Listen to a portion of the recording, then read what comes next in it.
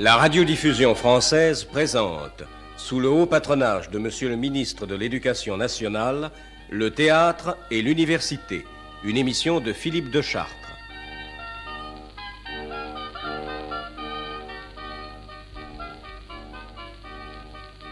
Le jeudi 5 mai au théâtre Marigny, la compagnie Madeleine Renaud Jean-Louis Barrault a donné une représentation de la comédie de Jean Giraudoux, Intermezzo, que vous allez entendre dans un découpage radiophonique avec la distribution suivante. Isabelle Simone Valère, Armande Mangebois Lydia Keller, Léonide Mangebois Raymond, le contrôleur Jean de Sailly, l'inspecteur Roger Cusin, le maire André Bruneau, le droguiste Jean-Pierre Granval, Cambronne Jean Juillard, Crapus Yvan Govard, Père Tellier Gérard Dournel, Adrien Jean Lancelot, le spectre Jean-Louis Barrault, Luce Jacqueline Corot, une petite fille Sophie Perrault, les petites filles élèves d'Isabelle Evelyne Herbin, Marie-Thérèse Andrès, Françoise Le Carpentier, Françoise Johannin, Dominique Sigre, Régine Drux, Barbara Veverka, de l'école de danse Suzanne Lorcia. Musique de Francis Poulenc. Le débat de la tribune libre de théâtre et université réunira autour de Philippe de Chartres, Jean-Louis Barrault, Jacques Lemarchand, critique dramatique, Marcel Giraudet, Jacques Morel, professeur de lettres à l'école normale supérieure, et Pierre Volz, Robert Abirached, élève de l'école normale supérieure. Veuillez écouter tout d'abord un avant-propos de Marcel Giraudet. Jean Giraudoux est mort sans nous laisser les clés des portes illusoires qu'il a entr'ouvertes sur des images trop brillantes et des éternités trop humaines.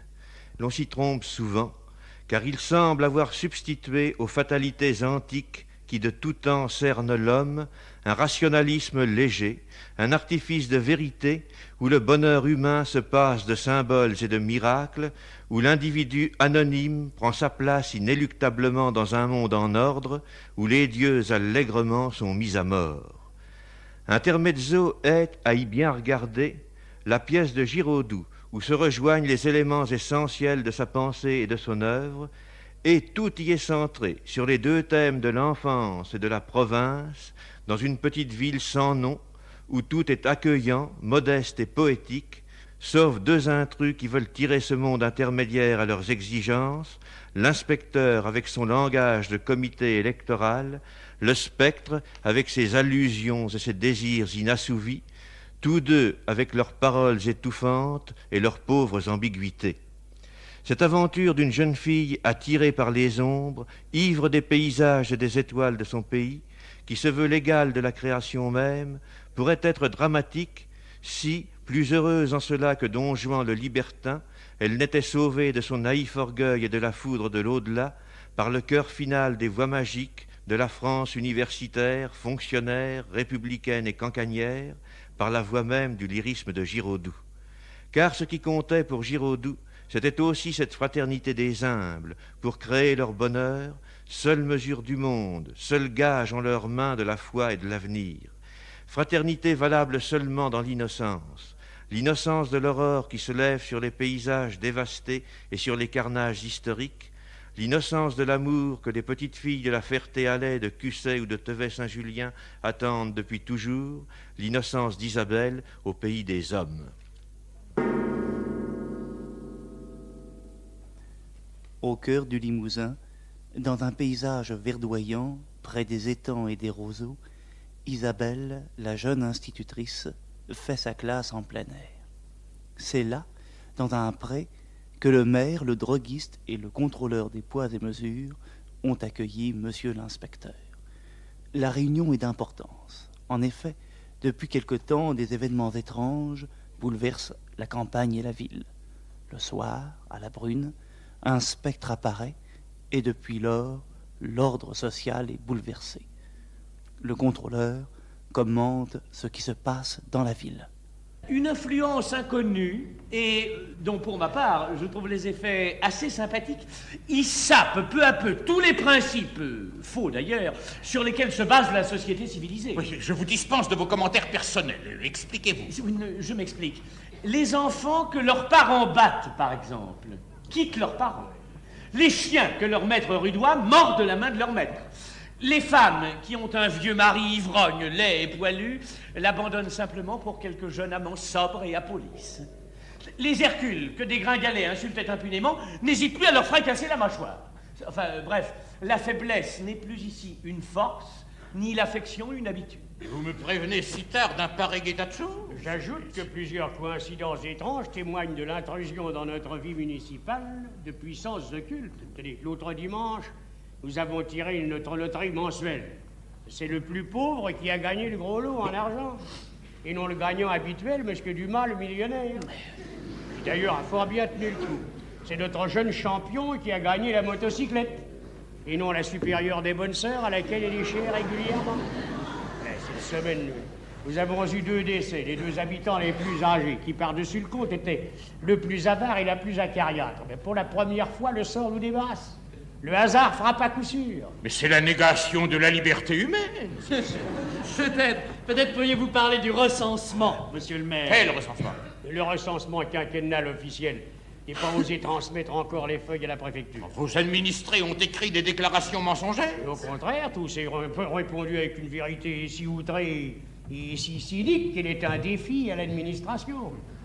Au chapitre de la famille, pour vous en donner un exemple, la plupart n'ont pas indiqué comme leurs enfants leur vrai fils ou fille, quand cela était ingrat ou laid.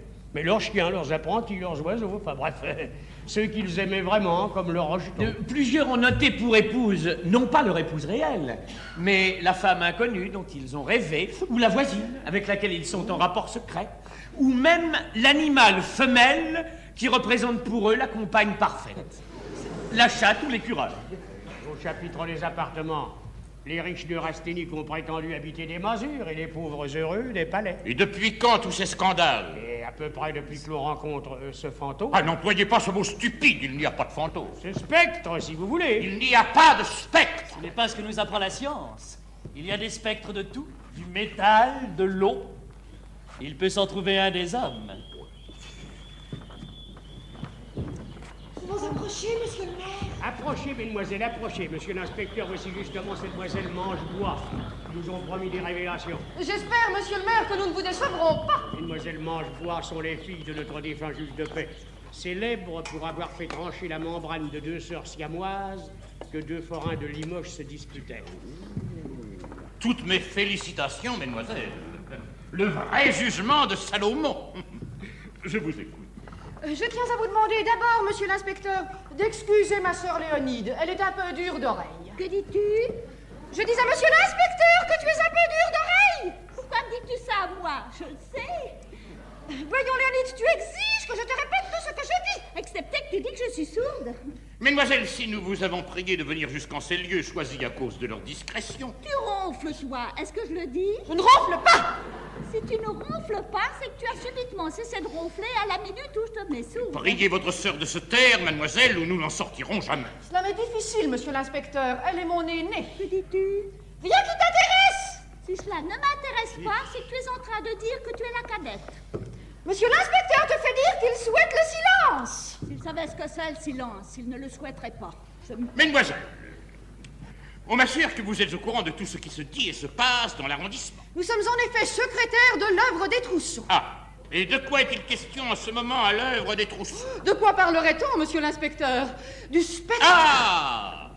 Et vous y croyez à ce spectre? Vous l'avez vu? J'ai vu des gens qui l'ont vu. Des témoins dignes de foi? L'un d'eux est commandeur du grand dragon de la Name. Oh, s'il croit au grand dragon de la Name, il est déjà suspect. Nommez-les, voulez-vous? Notre laitier, la belle Fatma, c'est monsieur Pélassi l'épicière. Et le commandant l'Escalard, c'est le commandant qui est commandeur. Je l'aurais parié. Et comment ont-ils vu ce spectre? Recouvert d'un sphère, évidemment, la tête faite d'une citrouille vidée et ajourée où l'on installe une lampe électrique. Pas du tout, monsieur l'inspecteur. Tous les témoignages concordent. C'est un grand jeune homme vêtu de noir. Il apparaît à la tombée de la nuit et toujours aux environs de l'étang dont vous voyez là-bas les roseaux. Et comment expliquez-vous ces apparitions? Y a-t-il eu déjà des revenants dans la région? Jamais, jamais avant le crime. Crime? Quel crime? Oh, un crime superbe, monsieur l'inspecteur. Je dirais même mondain. Un jeune étranger et sa femme avaient loué le château à Pâques. Un ami est venu les rejoindre. Au matin, on a trouvé la femme et l'ami tués. Sauvagement tués. Et sur les bords de l'étang, le chapeau du mari. Ce salut à la mort à grande allure. Oui, on suppose qu'il s'est noyé. À l'œuvre, nous sommes toutes d'avis que c'est ce noyé qui revient. D'ailleurs, il est nu-tête. Oh, oui.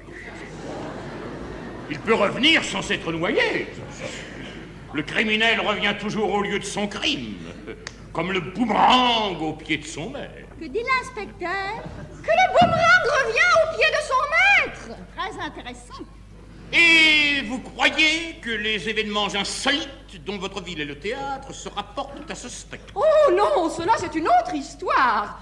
Mais à notre avis, les deux histoires ne vont pas tarder à se rejoindre. C'est ce danger qui nous décide à parler. Voyez clair, mademoiselle Mangebois. Monsieur l'inspecteur, je ne sais si ces messieurs vous ont dépeint dans son horreur tout le scandale. Oui, mademoiselle. Abrégé. Je sais que dans votre ville, toute la morale bourgeoise est en ce moment cul par-dessus tête. Que dit l'inspecteur? Rien de particulier. J'exige que tu me répètes les 3 derniers mots comme d'habitude. À tes ordres? Tu m'ennuies. Cul par-dessus tête. Oh, vous parlez de Madame Lambert.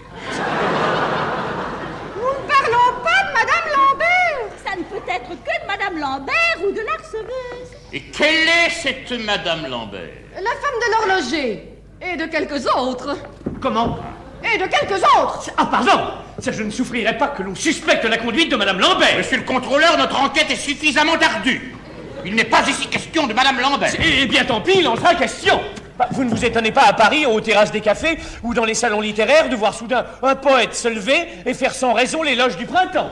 Madame Lambert est le printemps de notre ville. Ce jeune homme est fou. Que nous frôlions Madame Lambert, debout sur le pas de son magasin, en feignant de prendre l'heure à 100 cadrans qui se contredisent, ou que nous l'apercevions à travers sa vitrine, occupée, ses jolies dents dans l'effort, mordillant sa langue, à boucler un bracelet-montre au poignet d'une communiante, ou à faire sauter de son ongle rosé le boîtier d'un militaire. Il nous faut bien convenir que la spécialité la plus émouvante de la France, ce ne sont ni ses cathédrales, ni ses hôtelleries, mais cette jeune femme, dont le corsage tendrement moulé de satin et d'organdi aimante dans chaque petite ville aux diverses heures du jour l'itinéraire du sous-préfet, des lycéens et de toute la garnison.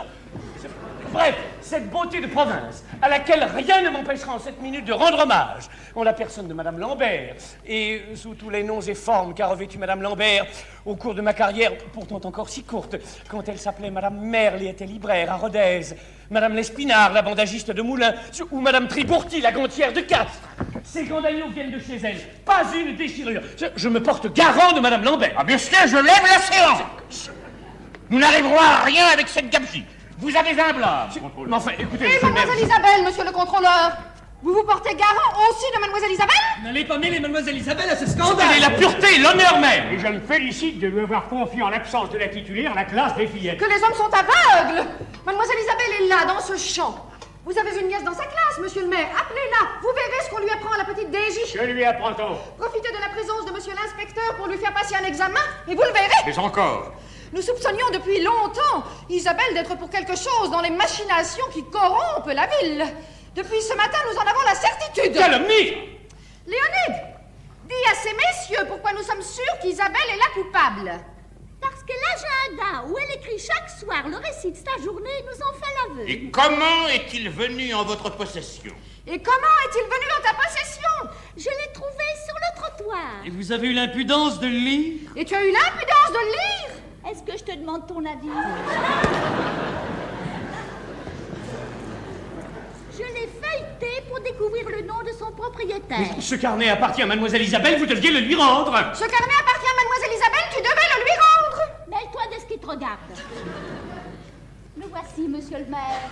Ouvrez-le au hasard. Vous y verrez votre favorite à l'œuvre, s'ingéniant à séparer les époux à la sortie excitant par des drogues les chevaux contre les charretiers qu'elle prétend brutaux, multipliant les lettres anonymes pour signaler aux maris ou aux femmes les vertus de leurs conjoints. Ouvrez-le au 21 mars, par exemple, si vous voulez savoir combien vous fûtes avisé d'en faire votre maîtresse d'école. Quoi? Qu'est-ce qu'on dit? Mais c'est toi qui parles! Lisez, monsieur le maire. 21 mars, organisez petite fête du printemps. Profitez de la circonstance pour faire à mes élèves l'éloge du corps, leur expliquer sa beauté, souligner les bienfaits, la franchise de la coquetterie. Pour les exercer, élisons le plus bel homme de la ville. Leur choix se porte sur le sous-préfet. Ce n'est déjà pas si mal. Monsieur le contrôleur n'était pas encore parmi nous. Mais en effet, c'est une infamie. Et à laquelle il faut porter promptement remède. Monsieur le contrôleur, prévenez cette demoiselle de venir immédiatement ici avec ses élèves. Je vais passer illico leur examen. J'étais sûr qu'il y avait des femmes à la base de ces turpitudes. Dès qu'on laisse un peu de liberté à ces fourmis dans l'édifice social, toutes les poutres en sont rongées en un clin d'œil. Non, permettez, monsieur l'inspecteur. Vous refusez d'aller chercher mademoiselle Isabelle? Non, certainement pas, monsieur l'inspecteur. Non, je voulais respectueusement contester l'exactitude de votre métaphore. Et vous faire remarquer qu'il y a pourtant une certaine différence entre les femmes et les fourmis. Si vous voyez la moindre, vous êtes plus malin que moi. Non mais notez que je ne méprise pas les fourmis, je reconnais leurs qualités exceptionnelles. Je sais qu'elles traient des puces et qu'elles sont des militaires. Mais de là à les comparer aux femmes, n'est-ce pas? À toutes les femmes, alors là, non. Pour une fois, bravo, monsieur le contrôleur. Vous avez dit ça en l'air, au hasard. Quelle est la caractéristique du physique de la fourmi? Je vous ai donné un ordre, contrôleur. Que disent-ils? L'inspecteur prétend qu'il ne peut distinguer une femme d'une fourmi. Qu'il est marié? Mais non, mademoiselle, non, je ne distingue pas. Même affairement, même bavardage, lorsque deux se rencontrent, même cruauté vis-à-vis de qui pénètre dans leur cercle. Et leur taille, et tous les paquets qu'elles portent. Absolument des fourmis. Monsieur l'inspecteur, si, renversant une fourmi, vous la touchez du bout de l'index... Je vous enjoins, pour la dernière fois, d'aller chercher mademoiselle Isabelle. Enfin, monsieur l'inspecteur, nous étions réunis pour parler du spectre. Oui. Et non d'Isabelle. C'est la même chose. Vous allez sans doute prétendre aussi qu'Isabelle est une sorcière. Ouvrez le carnet au 14 juin et lisez. Le 14 juin, c'était hier, ça, nous sommes bien le 15. Nous nous demandions pourquoi, depuis quelque temps, mademoiselle Isabelle choisissait les bords de l'étang pour ses sorties nocturnes. La dernière page de son carnet vous fixera. Lisez, monsieur le maire. 14 juin, je suis certaine que ce spectre a compris que je crois en lui, que je peux l'aider. Comment peut-on ne pas croire au spectre? Il me cherche, car on signale son passage partout où j'ai mené mes fillettes. Près de quelques bois, à la chute du jour, il va sûrement m'apparaître. Et quel conseil ne va-t-il pas me donner pour rendre la ville enfin parfaite? Je suis sûr que c'est pour demain. Oui, demain, c'est aujourd'hui. Que dit l'inspecteur? Que demain, c'est aujourd'hui. C'est une opinion. Mademoiselle Isabelle me suit, monsieur l'inspecteur. Partons, Léonie, Isabelle arrive. Tous mes remerciements, mademoiselle. J'espère que grâce à vos indications, nous allons voir enfin la vérité toute nue. C'est tout ce que nous avons à offrir à ces messieurs. Nous ne disposons point de madame Lambert. Vous savez manier la flèche du Parthe, mademoiselle. Comment? L'inspecteur parle de la flèche du Parthe. Quelle panoplie! Si les fourmis qui marchent dans la prairie ressemblent à la victoire de Samothrace avec sa tête, à la Vénus de Milo avec ses bras, si le son de la grenade colore leur pommette, celui de la framboise, leur sourire, alors oui, monsieur l'inspecteur, et seulement dans ce cas, Isabelle ressemble à une fourmi. Regardez-la. Vous m'avez demandé, monsieur l'inspecteur. Mademoiselle, les bruits les plus fâcheux courent sur votre renseignement.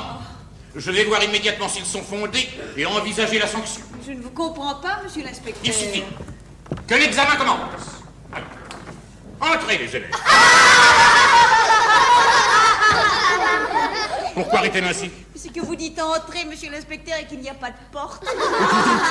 Cette pédagogie de grand air est stupide. Le vocabulaire des inspecteurs y perd la moitié de sa force. Silence, là-bas. La première qui bavarde balaire à la classe. Le centre, je dis. Enfin, la campagne. Oh, mademoiselle, vos élèves sont insupportables. Non, mais elles sont très gentilles, monsieur l'inspecteur. Elles n'ont pas à être gentilles. Avec leur gentillesse, il n'en est pas une qui prétende avoir sa manière spéciale de sourire ou de cligner. J'entends que l'ensemble des élèves montrent au maître le même visage sévère et uniforme qu'un jeu de domino. Vous n'y arriverez pas, monsieur l'inspecteur. Et pourquoi? Et parce qu'elles sont gays. Mais ils n'ont pas à être gays. Vous avez au programme le certificat d'études. Oh là là! Le certificat d'études. Et non celui de pourri. Si elles sont gays, c'est que leur maîtresse ne les punit pas assez. Oh, mais comment les punirais-je? Avec ces écoles de plein ciel, il ne subsiste presque aucun motif de punir. Tout ce qui est faute dans une classe devient une initiative et une intelligence au milieu de la nature. Punir une élève qui regarde au plafond. Mais regardez-le, ce plafond. En effet, regardons-le. Le plafond dans l'enseignement doit être compris de façon à faire ressortir la taille de l'adulte vis-à-vis de la taille de l'enfant. Le maître qui adopte le plein air avoue qu'il est plus petit que l'arbre, moins corpulent que le bœuf, moins mobile que l'abeille, et sacrifie ainsi la meilleure preuve de sa dignité.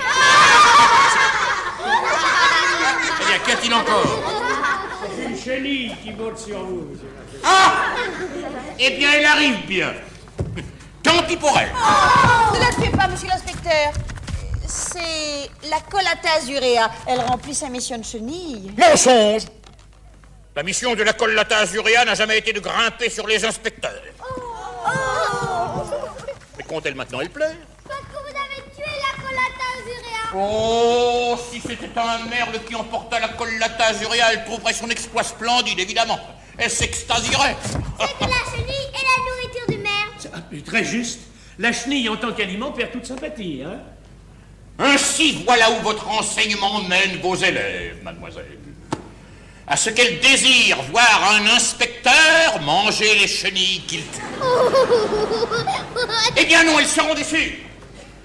Je tuerai les chenilles sans les manger. Et je préviens tous vos camarades de classe habituels, mes petites. Insectes, reptiles et rongeurs. De n'avoir pas à s'aviser d'effleurer mon cou ou d'entrer dans mes chaussettes, sinon je les tuerai. Toi, la petite brune, veille à tes taupes, car j'écraserai tes taupes. Et toi, la petite blonde, si un de tes écureuils passe à ma portée, je lui romps sa nuque d'écureuil, de ses mains de voilà. Aussi vrai que quand je serai mort, je serai mort. Comptez à s'esclaffer. C'est l'idée que quand vous serez mort, monsieur l'inspecteur. Si nous commencions l'examen. Ah, bonne idée. Appelez la première. Mais pourquoi tous ces mouvements? C'est qu'il n'y a pas de première, monsieur l'inspecteur. Ni de seconde, ni de troisième. Vous ne pensez pas que j'irai leur infliger des froissements de mots propres? Il y a la plus grande, la plus bavarde, mais elles sont toutes premières. Oui, ou toutes dernières, plus vraisemblablement. Oui. Allez, toi, tiens, commence. Oui. En quoi es-tu la plus forte? En botanique, monsieur l'inspecteur. En botanique. Eh bien, explique-moi la différence entre les monocotylédons et les dicotylédons. J'ai dit en botanique, monsieur l'inspecteur. Écoutez-la. C'est-elle seulement ce qu'est un arbre? C'est justement ce qu'elle sait le mieux. Si tu le sais, dis-le, Gilberte, ces messieurs t'écoutent. L'arbre est le frère non mobile des hommes. Dans son langage, les assassins s'appellent les bûcherons, les croque-morts les charbonniers, les puces les pivers. Par ses branches, les saisons nous font des signes toujours exacts. Par ses racines, les morts soufflent jusqu'à son fait, l'art désir, la rêve. Et ce sont les fleurs dont toute plante se couvre au printemps. Oui, surtout les épinards. Et de sorte, ma petite, si je te comprends bien, que les racines sont le vrai feuillage et le feuillage les racines. Exactement. 0. Pourquoi cette joie, petites effrontées? Parce que dans ma notation, j'ai adopté le 0 comme meilleure note à cause de sa ressemblance avec l'infini. Intéressant.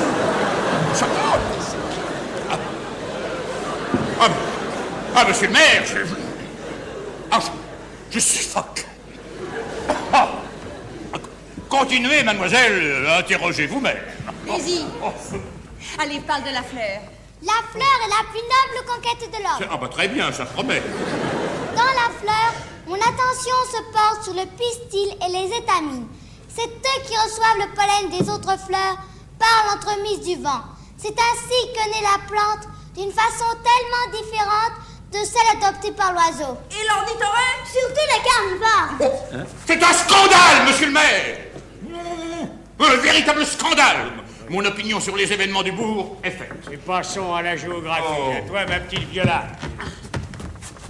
Qui cause les éruptions des volcans? C'est l'ensemblier, monsieur le maire. C'est quoi? C'est l'ensemblier. C'est l'ensemblier. L'ensemblier? Non mais elles sont folles. Oh, monsieur l'inspecteur, je veille à ce que ces enfants ne croient pas à l'injustice de la nature.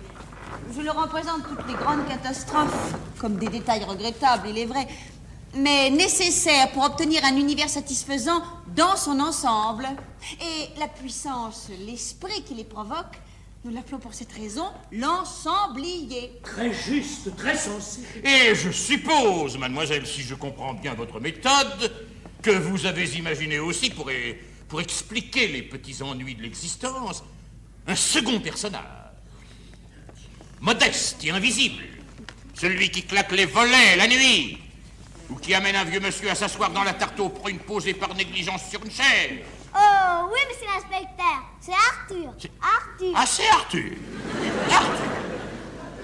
Et c'est Arthur ou l'ensemblier qui fait grimper les chenilles sur les inspecteurs en visite. C'est Arthur, c'est Arthur, c'est Arthur, c'est Arthur, c'est Arthur, c'est Arthur, c'est Arthur, c'est Arthur. Et c'est Arthur qui fait tuer les chenilles par les inspecteurs.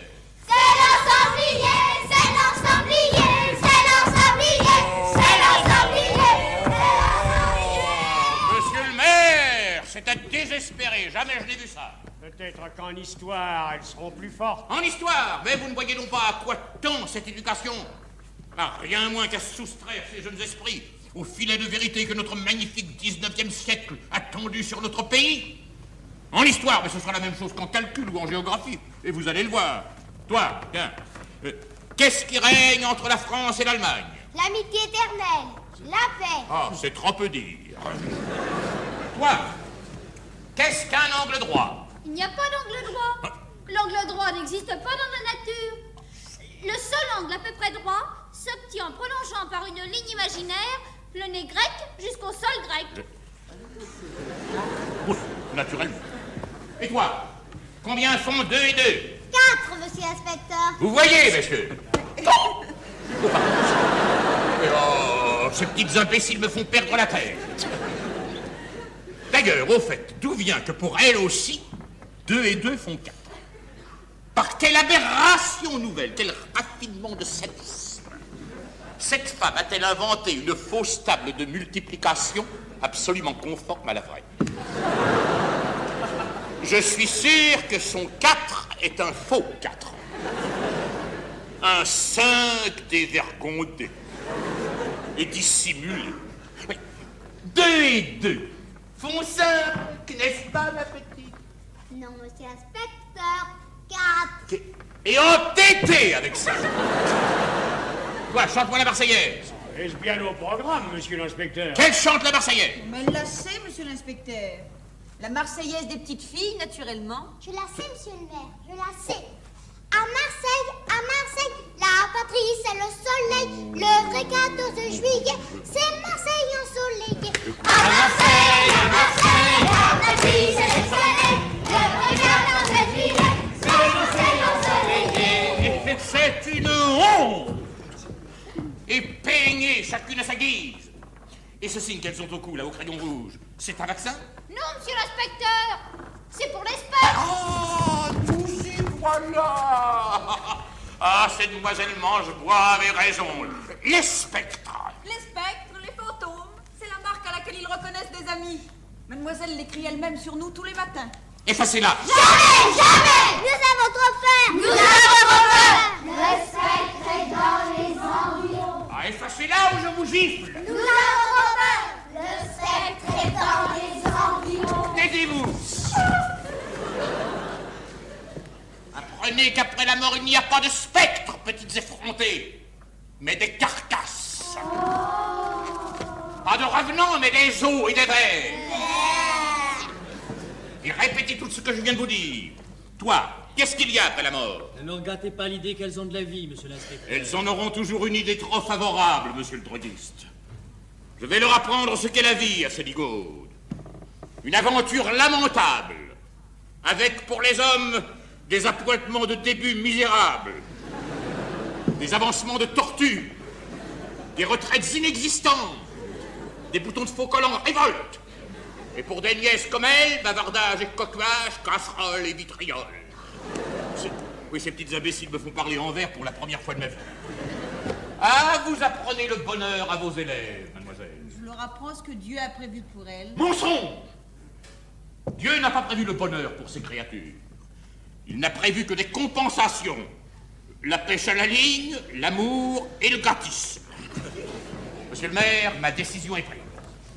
Le contrôleur, dont les occupations ne sont pas autrement absorbantes, assurera provisoirement la direction de la classe. Où allez-vous, mesdemoiselles?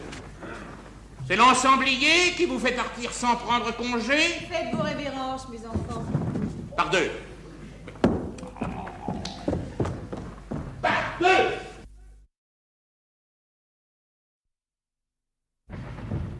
Allons. Par deux. Et fermez vos bouches. Des cas d'aérophagie pullulent dans l'arrondissement. Quoi? Qu'est-ce qui t'emporte là? Le tableau bleu, monsieur l'inspecteur. Mais pas que le tableau bleu reste ici. Il reste avec la craie dorée, l'encre rose et le crayon cacadois. J'aurai un tableau noir désormais, et de l'encre noire, et des vêtements noirs. Le noir a toujours été dans notre beau pays la couleur de la jeunesse. Et regardez-moi. À la bonne heure, elles commencent à se ressembler maintenant. Un mois de discipline et on ne pourra plus les distinguer l'une de l'autre. Allez. Quant à vous, mademoiselle, j'écris dans l'heure à vos parents que vous déshonorez leur famille et notre université. Je suis orpheline, monsieur l'inspecteur. Ah, tant mieux pour eux, au moins ils ne vous voient pas. Oh, il me voit, monsieur l'inspecteur, et m'approuve. Félicitations. Cela nous donne une haute idée de l'enseignement primaire aux enfers. Sortez, monsieur l'inspecteur. Je sors, mademoiselle. Oui, il n'y a pas de porte, mais je sors. Nous nous retrouverons. Je demeure ici jusqu'à ce que j'ai liquidé ce scandale. Alors, venez. Ah, où est mon chapeau? Un hérisson. Qui a mis un hérisson à la place de mon chapeau? C'est Arthur, monsieur l'inspecteur. C'est Arthur, monsieur l'inspecteur. Et elle se moque de moi par-dessus le marché. Ah, vous aurez des nouvelles, mademoiselle. Je vais écrire au ministre de l'Instruction publique et vous verrez ce qu'il en coûte de ce papier Léo pour créer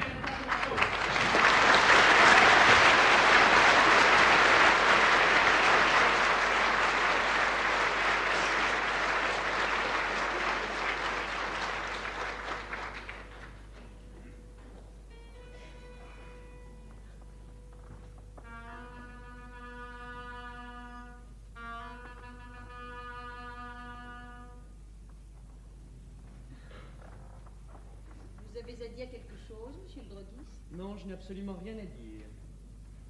À faire, alors? Non, je n'ai absolument rien à faire. Je reste une minute pour la transition. Quelle transition? Mademoiselle, chacun se rend compte du personnage que le destin a entendu lui faire jouer sur la scène de la vie. Moi, il m'utilise pour les transitions. Certes, vous êtes toujours le bienvenu. Ce n'est pas précisément ce que je veux dire. Mais je sens que ma présence sert toujours d'écluse entre deux instants qui ne sont pas au même niveau. De tampon entre deux épisodes qui se heurtent, entre le bonheur et le malheur, le trouble et le précieux, et inversement. On le sait dans la ville, c'est toujours moi qu'on charge d'apprendre l'accident mortel d'auto de leur amant à des femmes qui jouent au bridge. Le gain du million cardiaque, c'est moi qui annonce la déclaration de la guerre à l'union des mères des soldats de l'active. J'arrive, et par cette seule présence, le passé prend la main du présent le plus inattendu. Et vous voyez la nécessité d'une transition en ce moment? Au plus haut point. Nous voilà installés du fait de l'inspecteur dans un présent ridicule, trivial, cruel même. Et il ne faut pas être grand clair pour sentir que pourtant cette minute, un moment de douceur et de calme suprême, cherche dans le soir à se poser. Et il y a aussi la transition aménagée entre l'Isabelle que nous connaissons si vive, si terrestre, et je ne sais quelle Isabelle, amoureuse, surnaturelle, à nous inconnue. Comment allez-vous vous y prendre? Avec vous, rien de plus facile. Avec cette femme au bridge dont l'amant s'était noyé, certes, il m'a fallu un bon quart d'heure. Elle avait 100 d'as, 3 rois, on lui compterait les 300 atouts de sa demande, et elle surcompterait naturellement. Et l'année de ce délire à son Emmanuel noyé, certes, ce ne fut pas une petite affaire. Mais avec vous, Isabelle, pour que le mystère s'installe sur le moment le plus vulgaire, il suffit d'un rien, d'un geste, de ce geste, d'un silence, de ce silence. Vous voyez, c'est presque fait. Mes collègues en transition, la chauve-souris, la chouette, commencent doucement leur ronde. Dites seulement le nom de cette heure, et tout sera prêt. Tout haut? Oh oui, qu'on entende. On m'a dit jadis qu'elle s'appelait le crépuscule. On ne vous a pas menti. Et au crépuscule, quel écho vient des petites villes? Celui des clairons qui s'exercent. Écoutez-les. Il y a 3 bruits qui sont le diapason de notre pays. Le ratissage des allées dans le sommeil de l'aube, le coup de feu d'après-vêpres et les clairons crépuscules.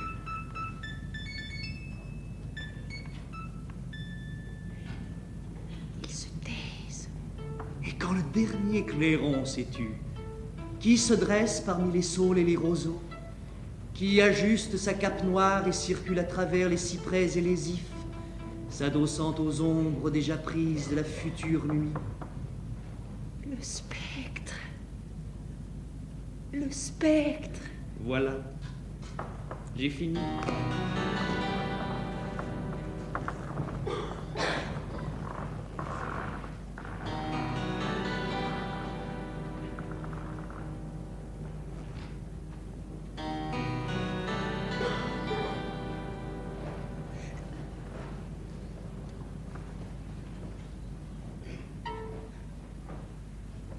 Je m'excuse de cette tache de soleil.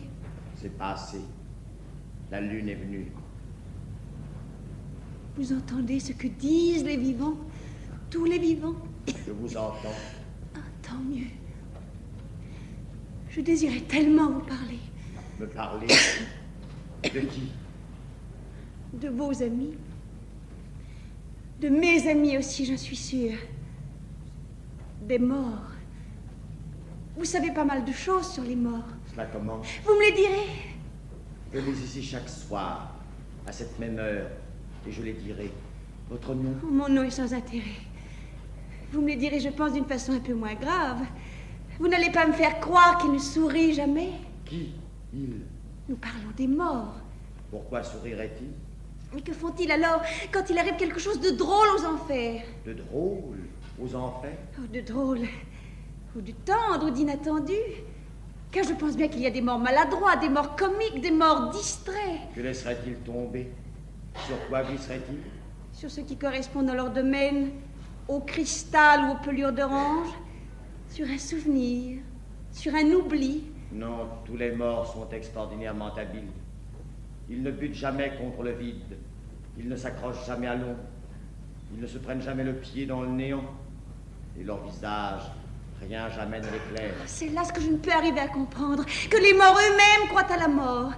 Des vivants peuvent concevoir une telle bêtise. Il est juste de croire que la stupidité, le mensonge, l'obésité ont leur fait. De croire aussi que la bonté mourront. Leur fragilité et leur lustre. Mais des morts, j'attendais autre chose. De ces morts dont toute part est noble, purifiée, pure.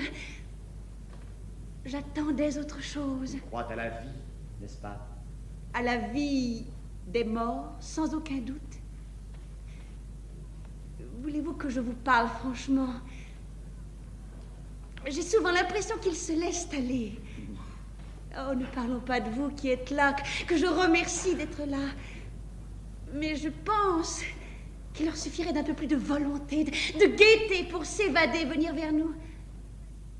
Il ne s'est donc trouvé personne parmi eux pour leur en donner le désir. Ils vous attendent. Oh, je viendrai. Je viendrai. Mais je n'ai pas le sentiment que je serai particulièrement forte et volontaire une fois disparue. Je sens bien que ce qui me plaira dans la mort, c'est la paresse de la mort. C'est cette fluidité un peu dense et engourdie de la mort qui fait qu'en somme, il n'y a pas des morts, mais uniquement des noyés. Ah, ce que je peux faire pour la mort, je ne peux l'accomplir que dans cette vie. Écoutez-moi, depuis mon enfance, je rêve d'une grande entreprise. C'est ce rêve qui me rend digne de votre visite. Dites-moi, il n'y a pas encore eu de mort de génie, de mort qui rende la foule des morts consciente de sa force, de sa réalité. Un empereur, un messie des morts. Ne croyez-vous pas que tout serait merveilleusement changé pour vous et pour nous s'il surgissait un jeune mort, une jeune morte ou un couple? Ce serait si beau qu'ils leur fassent aimer leur état et comprendre qu'ils sont immortels. Ils ne le sont pas. Comment cela? Eux aussi, ils meurent. Oh, c'est curieux comme toutes les races se connaissent mal. La race des Indiens se croit rouge, la race des nègres se croit blanche, la race des morts se croit mortelle. Il arrive qu'une fatigue les prend, qu'une peste des morts sur eux souffle, qu'une tumeur de néant les ronge, le beau gris de leur ombre s'argente, s'huile.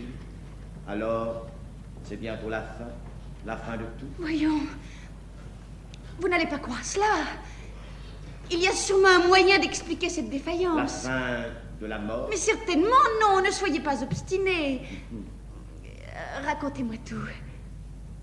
Je suis sûre de tout vous expliquer pour le mieux. Tout? Votre nom, d'abord. Je vous dis que mon nom n'a pas d'importance. Parlez. Ayez confiance. Après la mort de la mort. Très bien. C'est juste maintenant que cela devient intéressant. Après la mort de la mort, qu'arrive-t-il? Je vous écoute. Oh, voilà, personne ne peut entendre. Personne. Où êtes-vous? Où êtes-vous? Isabelle! Je m'appelle Isabelle!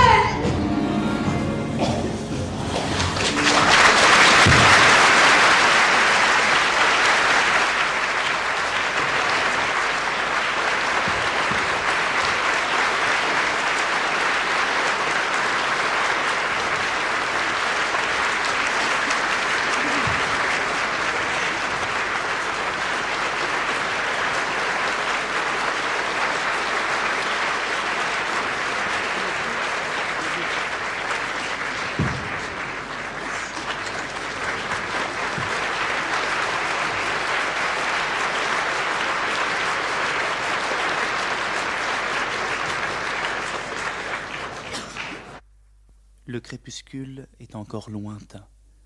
Près d'un bosquet de hêtres, le droguiste est venu rejoindre le contrôleur qui est maintenant chargé de la classe d'Isabelle. Vous vous intéressez beaucoup à mademoiselle Isabelle. Je ne suis malheureusement pas le seul. J'ai l'impression que depuis ce matin, l'inspecteur aussi est au courant. Au courant de quoi? Oh non, ne faites pas non plus l'ignorant. Vous savez parfaitement que ce spectre continue à apparaître. Et qu'on rencontre un peu trop souvent mademoiselle Isabelle dans les parages où il revient. C'est son droit. Non, ça n'est pas son droit. Elle qui nous appartenait à tous, qui a le bon sens de la nature, de la ville entière, elle n'en a pas le droit. Non, vous n'allez tout de même pas me dire, mon cher droguiste, que vous croyez vraiment que ce spectre existe. Qu'il existe déjà... Non, je n'en suis pas sûr, en effet. Mais qu'il existera ce soir, c'est fort possible. Je ne vous suis pas. J'ai tout à fait l'impression que nous pourrions fort bien ce soir assister à la naissance d'un spectre. La naissance d'un spectre? Mais comment? Pourquoi? Comment? Oh, ça, je n'en sais rien. Ce sera notre surprise. Pourquoi? Parce que je n'imagine pas qu'une pareille atmosphère se soit accumulée gratuitement sur notre ville. Chez un individu, ça s'appelle l'état poétique. Notre ville est en délire poétique. Vous ne l'avez pas constaté sur vous-même? Si fait.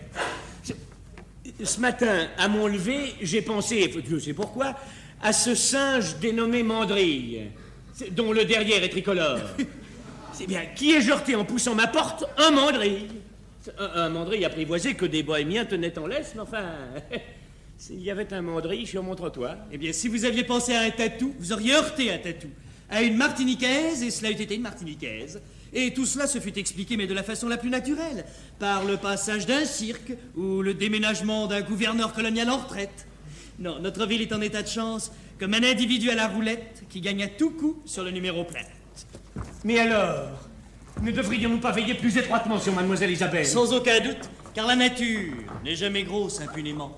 Tout va s'y mettre pour nous créer un spectre. L'ombre, la lumière, l'imagination, la bêtise, les spectres eux-mêmes s'ils existent. Et sans compter l'inspecteur, car lui... Oh, notre numéro plein est sorti, le voilà. Affaire urgente, messieurs.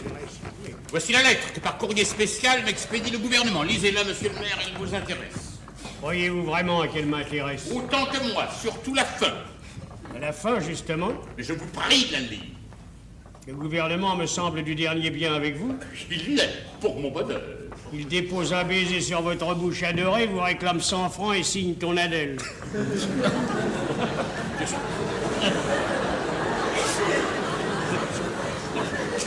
J'ai confondu. Voici la vraie lettre. Ah, messieurs, j'exige votre sérieux. Nous touchons à une heure tragique. Le Conseil supérieur a pris connaissance des événements singuliers qui troublent votre circonscription. Passionnément laïque, il se félicite de voir que l'hystérie collective trouve en France un autre exutoire que le miracle. Il n'attendait pas moins de la terre limousine qui a su jeter entre le naturalisme des druides et le radicalisme contemporain, au-dessus des superstitions cléricales et tout en donnant 3 papes à la chrétienté, une arche de croyances locales et poétiques. Oh, comme c'est bien dit. De qui se compose le Conseil supérieur? Son nom même l'indique. Des esprits supérieurs. En conséquence, le Conseil vous donne plein pouvoir pour aérer définitivement le district et place à votre disposition les autorités civiles et militaires. Donc, messieurs, au travail. Terminons notre chasse. N'est-elle pas terminée, monsieur l'inspecteur? Depuis 15 jours que nous pourchassons dans la ville les êtres et les animaux suspects d'étrangeté, le gibier s'épuise. Vraiment? Et quel était le tableau d'hier en ce qui concerne les hommes? Insignifiant. En ce qui concerne les animaux? Nous avons attrapé au lasso et malheureusement privé de vie un chien qui ressemblait étrangement à un de nos courtiers de publicité les plus en vue, mais qui a retrouvé dans la mort l'expression d'humanité et de loyauté familière à sa race. C'est peu. C'est peu. Ah, ça c'est peu. Et qu'avez-vous rêvé cette nuit, monsieur le maire? Ce que j'ai rêvé? Oui. Pourquoi? Si l'atmosphère de la ville est à ce point purifiée, ses habitants doivent jouir des rêves les plus normaux de France. Vous rappelez-vous ce que vous avez rêvé? Oh, certes. Je me débattais contre 2 hannetons géants qui, pour m'échapper, devinrent en fin de compte mes 2 pieds. C'était gênant. Ils rongeaient le gazon. Il n'y a rien de plus difficile que d'avancer avec des pieds qui broutent. Enfin, ils se changèrent en 1000 pattes, alors tout allait bien, trop bien. Et vous, monsieur le contrôleur? C'est assez délicat, vous dire. Vous êtes en service commandé. J'aimais, avec délire, une femme qui sautait en redingote à travers un cerceau, le sein droit dévoilé. Et cette femme, c'était vous.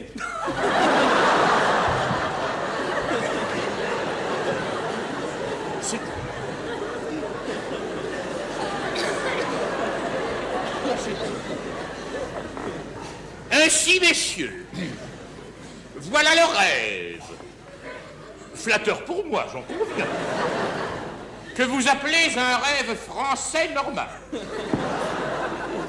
Et si vous le multipliez par 42 millions, vous prétendez que ce résidu nocturne est digne du peuple le plus sensé et le plus pratique de l'univers. Par rapport au résidu des 64 millions de rêves allemands, c'est assez probable. En somme, monsieur l'inspecteur, vous commencez à être impressionné par ce surnaturel. J'en ai rien à vous, droguiste. En ce qui vous concerne aussi, la coupe est pleine. C'est grâce à votre éternel sourire et à votre silence perpétuel que notre lutte contre l'influence d'Isabelle n'a pas fait un pas dans la soupe à vite. Que vient faire Isabelle dans cette histoire? Monsieur le maire, à part vous, chacun sait dans la ville que depuis un demi-mois, mademoiselle Isabelle accepte un rendez-vous quotidien. Mensonge! Quelle est cette plaisanterie? Ce n'est pas une plaisanterie. Chaque soir, vers 6 heures, vers cette heure-ci, Isabelle s'échappe par un faubourg, de l'air faussement oisif de qui va ravitailler un évadé dans sa cachette. Mais elle est plus rose que jamais, son œil plus alerte à la fois et plus noyé. Et comme ses mains sont vides, il est hors de doute que les vivres portés par elle à se protéger, c'est ce sang, cette vie, cette tendresse. Un repas de spectre en un mot, mais peut-être avec dessert. Oh, monsieur l'inspecteur! Oh, monsieur l'inspecteur, si je me suis arrangé ce matin pour vous faire déjeuner avec Isabelle, c'est justement pour vous montrer combien tout en elle est réel, vivant. Avez-vous jamais vu un appétit plus humain? C'est ce qui vous trompe. Je l'ai bien observé. Oui, évidemment, elle a repris du lièvre à la royale et causé de sérieux dommages dans le clan des profiteroles. Mais j'ai remarqué qu'à côté de ce vrai déjeuner de viandes et de crème, elle picorait, sans s'en douter elle-même, des miettes de pain, des grains de riz, des bribes de noisettes. Bref, en un mot, qu'elle faisait un de ces repas qu'on met dans les tombes. Qui en elle nourrissait-elle ainsi? Et dans sa toilette, à côté de sa robe, de ses colliers, j'ai distingué une seconde Isabelle, toute pâle, préparée pour un rendez-vous infernal. Oh, elle le croit, du moins. C'est celle-là qui, en ce moment, se met hypocritement en route vers la lisière de la forêt et que nous allons attaquer sans tard. Et que convient-il d'entreprendre d'après vous? Monsieur l'inspecteur, évitons tout incident ou tout scandale. Mademoiselle Isabelle veut bien parfois bavarder avec moi. Laissez-moi lui parler. Attirer son attention sur les dangers de sa conduite, je suis sûr de la convaincre. Et peut-on vous demander par quels moyens vous comptez réduire Isabelle? Par la force! Il faut liquider cette histoire de spectre. Et mon opinion diffère de la vôtre en ce que je crois avoir affaire non à un spectre, mais à votre assassin du château. C'est ici qu'ils se rejoignent, et vers 7 heures, je viens leur tendre un guet-apens. Caché derrière ce bosquet, les agents de la force publique se saisiront de lui à mon signal. Ne comptez pas sur le garde champêtre, monsieur l'inspecteur. C'est l'ouverture de la pêche, il est en tournée. J'aurai donc recours aux gendarmes. Les gendarmes sont en quarantaine, aussi bien vis-à-vis des honnêtes que des malhonnêtes gens. Un cas de scarlatine, c'est déclaré à la gendarmerie. Peu importe qu'un malfaiteur rattrape la scarlatine. Ce n'est pas l'avis du parquet, car c'est le parquet que le malfaiteur contaminerait à son tour, du concierge au substitut. Une justice qui veut être saine exige des criminels sains.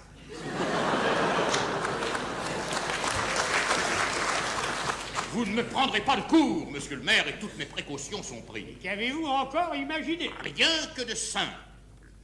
J'ai appris que la ville voisine recèle l'homme de France qui redoute le moins de se colter avec les bandits morts ou vivants. L'ancien bourreau qui a pris là-bas sa retraite? Lui-même. Et je l'ai convoqué par une annonce qui lui promet 500 francs. Vous le connaissez? Mais personne ne le connaît, il vit très à l'écart. Mais l'effet de votre annonce, hélas, est trop certain. Où doit-il vous rejoindre? Ici même. Et je l'attends avec des armes. Mais l'autre peut se débattre, se défendre. Oh, non, monsieur l'inspecteur, permettez-moi, avant qu'il ne soit trop tard, de parler d'abord à mademoiselle Isabelle. Messieurs, la voici. Vous voyez que mes prévisions se vérifient. Vous avez 5 minutes pour la convaincre, monsieur le contrôleur. Sinon, je passe à l'action. Je vous laisse avec elle.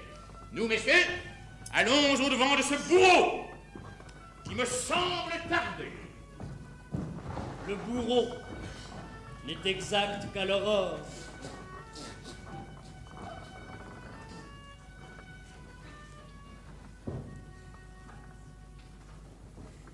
Quelle marche légère est la vôtre, mademoiselle Isabelle.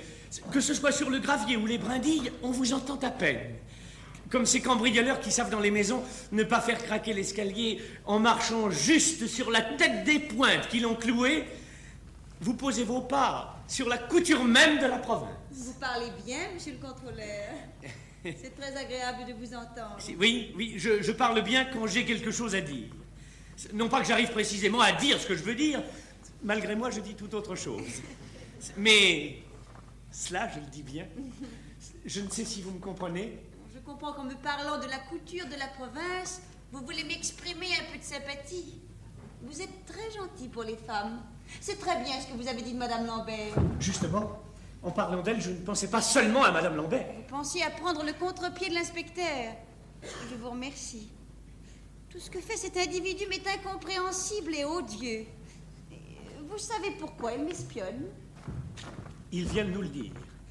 Il trouve anormal qu'on croie au spectre. Oh, anormal de croire au spectre?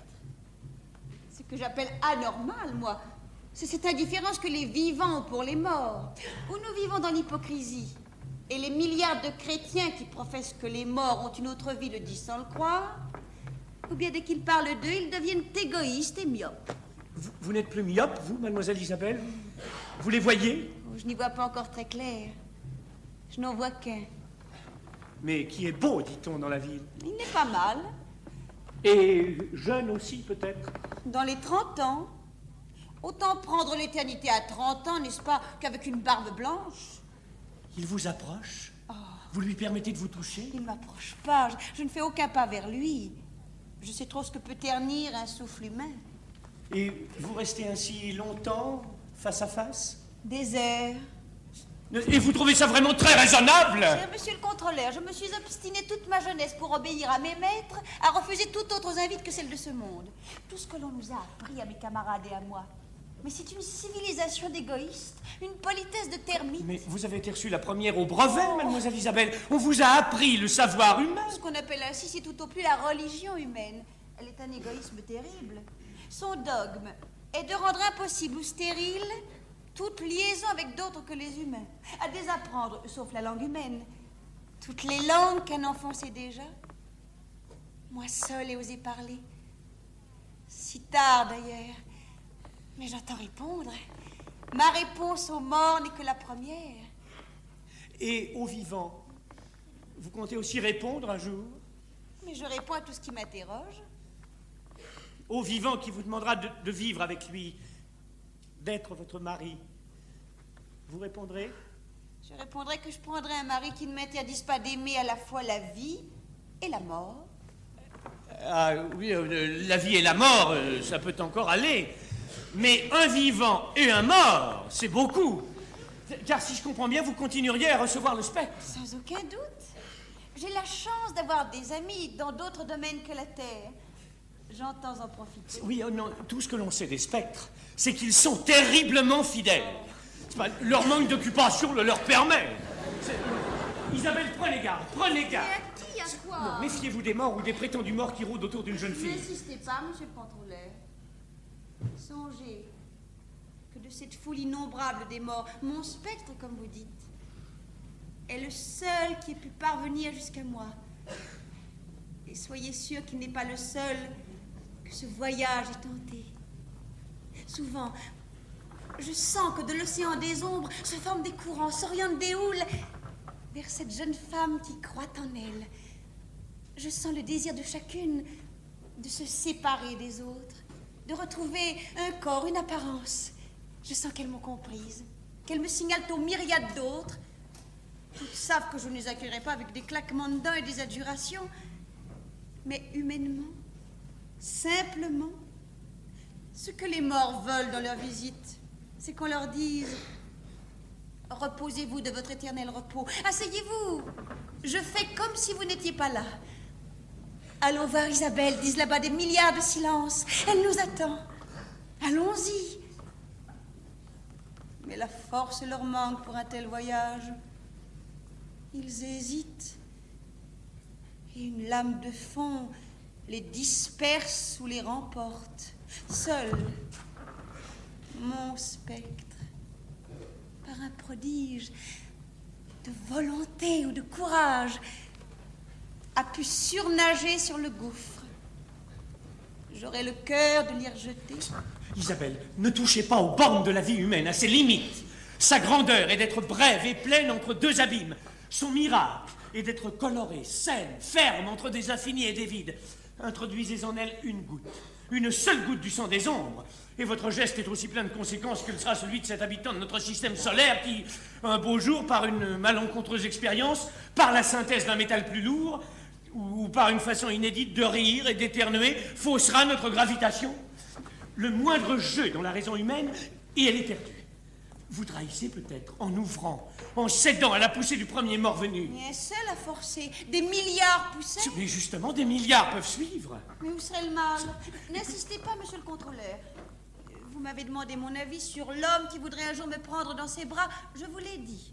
Si c'est pour me prendre à tout ce qui m'appelle, si c'est pour fermer mes paroles par sa bouche, mes regards par ses yeux, qu'il n'approche pas. Si vous le connaissez, prévenez-le.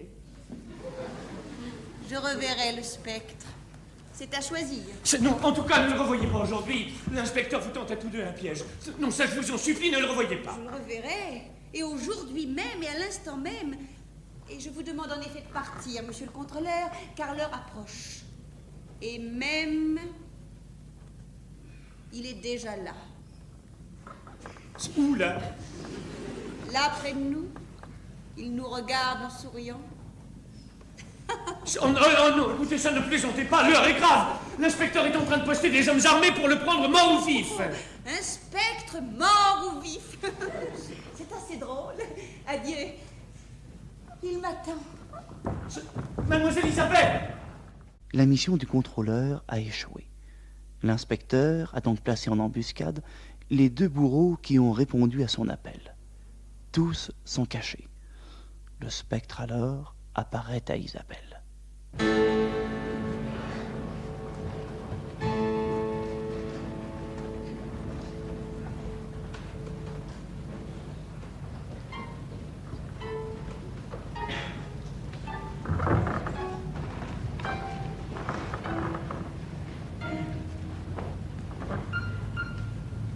Vous m'attendiez?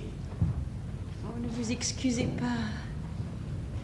Moi aussi, si j'étais spectre, je m'attarderais dans ce crépuscule et ces vallons où je n'ai pu jusqu'ici mener qu'un corps opaque. Buissons, ruisseaux, tout me retiendrait de ce qui ne m'arrêterait plus. Je ne serais pas encore là. Si je pouvais, comme vous, envelopper de mon ombre tout ce que je ne peux que toucher ou que voir, et me donner pour squelette selon mon humeur un oiseau immobile sur sa branche, ou un enfant, ou de biais un églantier avec ses fleurs. Contenir, c'est la seule façon au monde d'approcher. Mais ce que je vous reproche, c'est de revenir ce soir seul, toujours seul. Aucun des vôtres n'a pu encore être atteint par vous, se joindre à vous. Aucun. Nous avions pensé, après tous nos échecs d'hier, que ce qui avait le plus de chance de les alerter, de les émouvoir, ce devait être une espèce de long cri, de longues plaintes uniformes, répétées longuement. Comme ce cri, vrai ou rêvé de locomotive, qui nous éveille parfois à l'aube, entre les vivants. Ou ce cri de sirène des paquebots, la nuit, dans les estuaires, dont les molles méduses elles-mêmes sont atteintes. Vous l'avez poussé? Vous avez employé votre veille à le pousser? Oui. Vous-même, seul, il ne s'est pas joint à votre voix. Peu à peu, des milliers de plaintes semblables. Je me suis heurté au sommeil des morts. Ils dorment? Est-ce dormir? Le plus souvent, là où ils s'entassent, règne un frémissement. Une occupation les anime, si intense qu'il pourrait parfois en jaillir un reflet ou un son.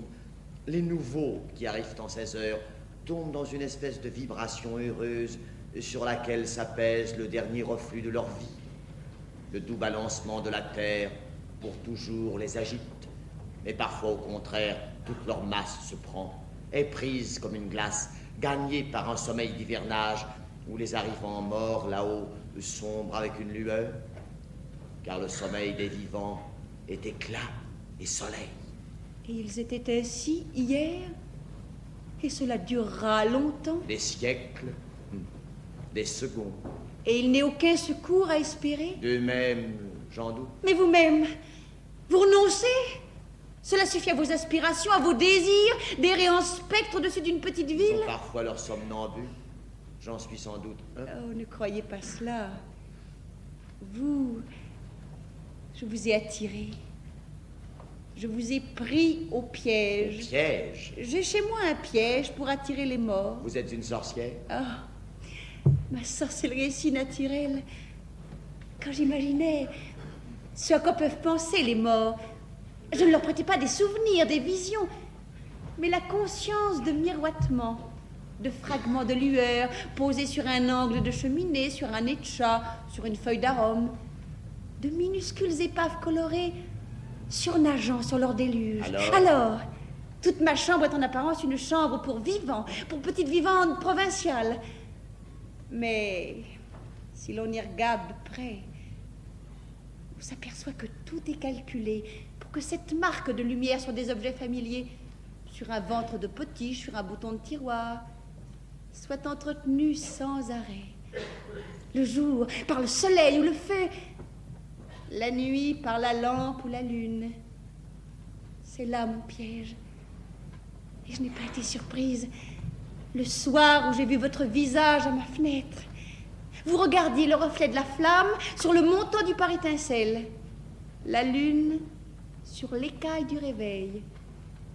Vous regardiez le diamant des ombres. Vous étiez pris. J'étais pris. La question est seulement de savoir ce qui vous a retenu. Ce qui m'a retenu, votre voix d'abord, ce bavardage de votre voix, grâce auquel chaque soir dans le crépuscule, il y a maintenant pour les ombres ce qui correspond pour les hommes à l'alouette dans le soleil, et surtout cette confiance si généreuse que jamais l'idée même ne vous a effleuré que je peux vous avoir trompé, et que je suis. Et que vous êtes. Et que je suis vivant. Qui a tiré? Qui est là à terre? Vous le voyez? Un faux spectre, un vrai mort. Qu'avez-vous donc fait, misérable? Remerciez-nous, nous avons libéré Isabelle de sa folie, la ville de sa hantise et le département d'un assassin. Personne ne croyait sérieusement au spectre, inspecteur. Qui êtes-vous donc pour n'avoir pas compris qu'une jeune fille a le droit de s'élever au-dessus de sa vie quotidienne, de donner un peu de jeu à sa raison? Tenez, ma petite Isabelle, ce pauvre garçon est bien puni de la comédie qu'il vous jouait. Son cœur ne bat plus. Parfait. Rien d'inquiétant dans un mort comme un cœur qui bat. Qu'il est beau. Quel beau cadeau à Dieu qu'un beau cadavre. Vous n'avez pas honte devant lui d'avoir vu juste, inspecteur? Pardon, Isabelle. Pardon, beau cadavre. Vous êtes fou, pardon de quoi? De ce que le vulgaire tombe toujours juste. De ce que les yeux myopes seuls voient clair. De ce qu'il y a des cadavres et pas de spectres. De ce que le monde n'est pas digne de vous. De ce qu'il n'offre avec générosité que sa cruauté, sa bêtise. De ce que l'inspecteur a raison. Ah, monsieur l'inspecteur. Auguste! J'ai la berlue. Il n'y a personne devant nous. Si. Un jeune sapin sans doute que le vent agite et que notre Oui. Aïe! Il avance. Calmez-vous, mes enfants, calmez-vous. C'est un phénomène très fréquent. C'est le mirage, voilà. C'est tout simplement le mirage. Droguiste, le voyez-vous normal ou les pieds en l'air? Le front haut. Alors c'est un halo. Voilà, c'est le halo bien connu de Chevreul. Sa composition est plus instable encore que celle de l'eau. Un simple geste va le dissiper. Oh, cette fille insensée peut être satisfaite. L'hallucination collective a gagné jusqu'aux fonctionnaires départementaux. À demain, Isabelle. Et elle se double de folie auditive